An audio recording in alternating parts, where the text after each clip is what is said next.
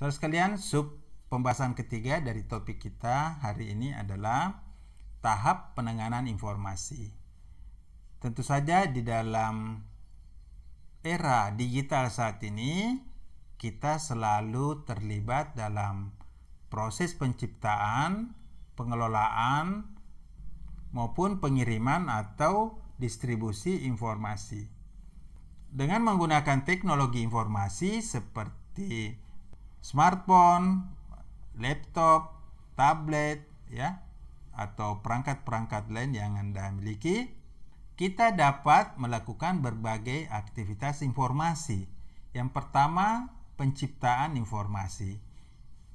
Dalam tahap ini, kita bisa menjadi sumber pesan untuk menyampaikan sebuah informasi.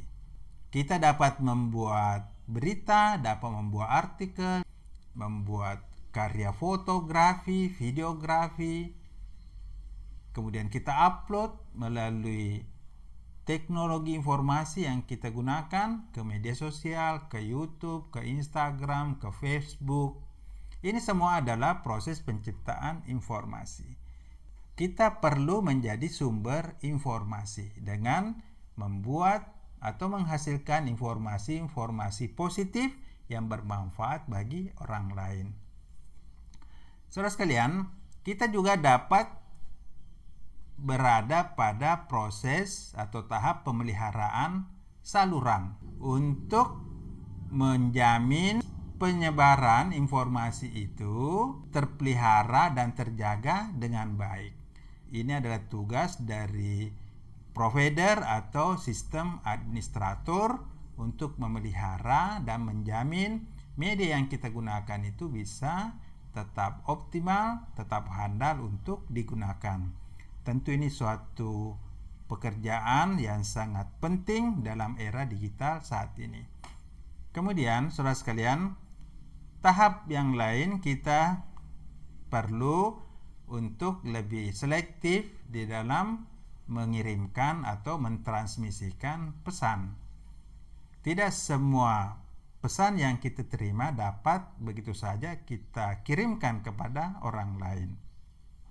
Setiap pesan yang kita terima harus dipikirkan dengan baik mengenai kebenaran dari pesan atau informasi itu, juga mengenai manfaat dari informasi yang kita terima dan bisa kita sebarkan kepada orang lain. Dengan selektif, dengan memberikan filter, maka tentu saja kita akan berhati-hati untuk menyampaikan pesan lanjutan kepada orang lain. Berikutnya adalah penerimaan selektif. Ketika kita menerima informasi, tentu saja kita harus berhati-hati dan tahu persis nilai dari sebuah pesan. Apakah pesan itu bermanfaat untuk diri kita? Apakah pesan itu mengandung kebenaran atau mengandung berita bohong atau hoax? Kita harus lebih selektif dalam menerima dan memahami pesan yang sampai kepada kita. Apakah informasi itu memang kita butuhkan? Apakah informasi itu bersifat positif dan bermanfaat untuk diri kita? Saudara sekalian, selain itu penanganan informasi dapat juga berarti penyimpanan dan penelusuran. Tentu ada beberapa informasi yang begitu penting yang perlu kita simpan menjadi arsip kita, ataukah memang informasi itu sesuatu yang kita butuhkan di masa depan.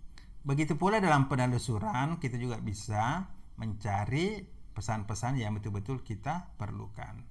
Di setiap media saat ini sudah tersedia fasilitas pencarian, seperti di YouTube ada fasilitas pencarian, di web seperti Google ada fasilitas pencarian, di media online juga menyediakan fasilitas-fasilitas pencarian berita. Nah, kita perlu memanfaatkan mesin-mesin pencari ini untuk betul-betul menemukan pesan-pesan atau informasi yang bermanfaat yang kita butuhkan. Kemudian penanganan informasi ini juga bisa berarti penggunaan informasi itu dengan baik, benar, dengan efektif, efisien, secara produktif. Jadi kita dapat menggunakan informasi yang banyak sekali saat ini untuk menciptakan karya-karya yang lebih bermanfaat, membuat hidup kita menjadi lebih meningkat, menjadi lebih bermakna, menjadi lebih bermanfaat bagi diri kita, bagi perusahaan kita, bagi organisasi kita, bagi orang lain, bagi bangsa dan negara. Tentu setiap orang dapat menjadi pengguna yang positif, pengguna yang cerdas di dalam memanfaatkan kemajuan teknologi informasi saat ini. Nah, saudara sekalian, selain itu kita dapat memberikan evaluasi dan umpan balik dari setiap tahap-tahap yang telah kita lakukan. Dengan demikian, penanganan informasi di era digital ini sangat penting karena nilai dari pesan-pesan itu sangat tergantung pada cara kita memperlakukan informasi itu.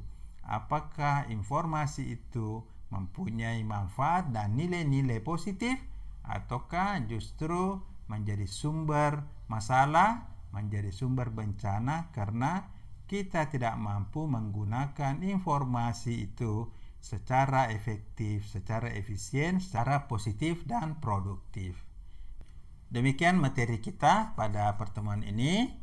Wassalamualaikum warahmatullahi wabarakatuh.